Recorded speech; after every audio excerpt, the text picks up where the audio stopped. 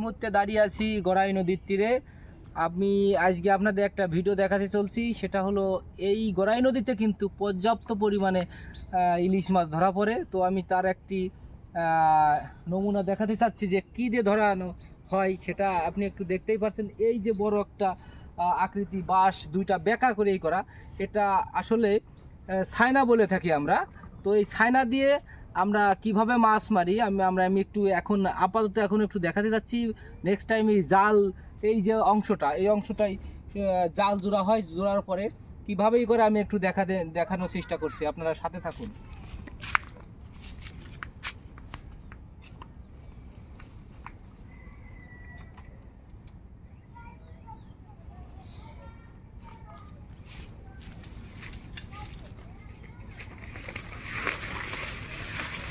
আপনারা দেখতেই পারছেন যে আমি এই ছাইনাটা পুরো এই সাইডে নিয়ে আসছি।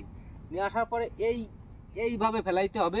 ফেলানোর পরে এরকম, এর কোনো সময় নাই, আপনি কোনো সময় পাবেন না, যে কোনো মুহূর্তেই মাছ বেঁধে যেতে পারে।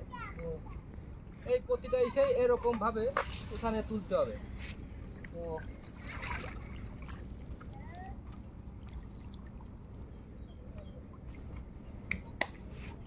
তো আমি আসলে আপনাদের একটু দেখানোর চেষ্টা করলাম। এটা আসলে জাল নাই, যার কারণে ওইভাবে আমি দেখাইতে পারলাম না।